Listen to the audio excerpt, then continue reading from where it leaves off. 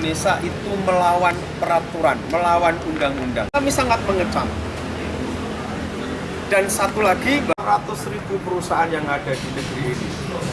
Tetapi berapa perusahaan yang kemudian menghentikan proses produksi? Buruh yang mendapatkan perlakuan yang tidak adil, ini sosial bagi buruh yang ada di negeri ini. Iya, kalau ada kekawasan sudah tidak baik, dasar hukum yang salah pun akan dipakai. Mengambil keputusan berkontra dengan surat edaran menteri dengan menaikkan UMK sebesar 3,27%. Penilaian dari KSPN Jateng gimana? Ya baik teman-teman, terima kasih.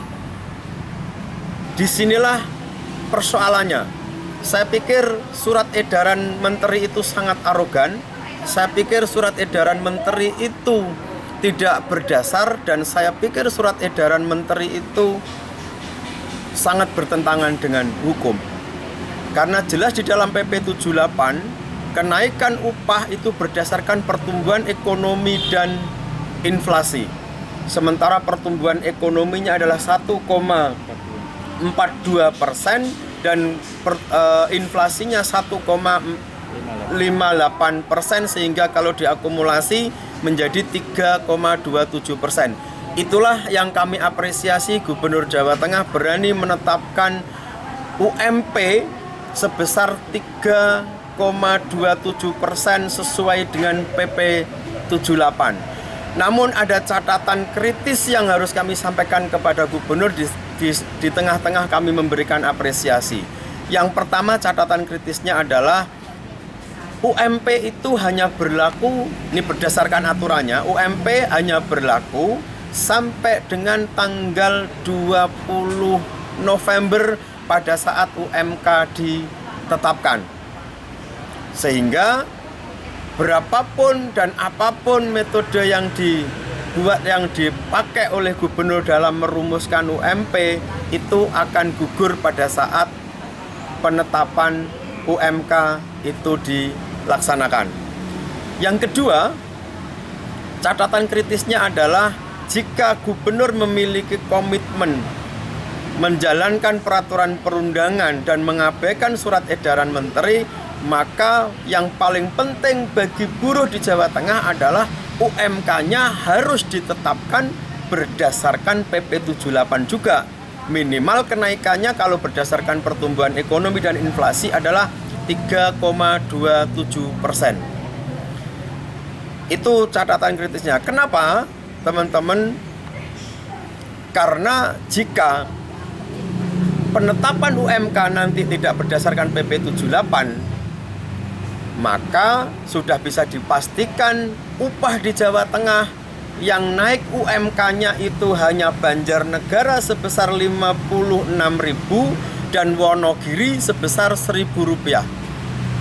Artinya, jika UMP ditetapkan berdasarkan PP 78 sebesar 3,27%, tetapi kemudian UMK-nya gubernur menggunakan dasar surat edaran menteri, ini namanya sama juga bohong. Bagi kesejahteraan buruh, ini sekali lagi namanya sama juga bohong. Karena tadi yang saya sampaikan, UMP itu hanya dasar penetapan upah UMK yang paling rendah. Jika UMK-nya ditetapkan 0%, itu sama saja di Jawa Tengah yang naik itu hanya Banjarnegara 56.000 dan UMK Wonogiri sebesar Rp1.000. Itu yang kami sampaikan, hal terpenting. Sekali lagi kami memberikan apresiasi kepada Gubernur Jawa Tengah karena telah menetapkan UMP sesuai dengan PP 78, tetapi kami meminta Pak Gubernur konsisten menggunakan dasar penetapan upah itu untuk UMK juga. Dengan demikian maka kami benar-benar mendapatkan satu keadilan dari penetapan upah ini. Saya kira itu, teman. Bisa memungkinkan, Mas, kalau UMK itu akhirnya ikut jadi 0%? Saya pikir tidak hanya memungkinkan, tetapi sangat mungkin UMK itu ditetapkan 0% atau UMP ditetapkan 0%. Karena itu tergantung daripada niat baik kepala daerah di dalam meningkatkan kesejahteraan buruh. Kenapa saya katakan sangat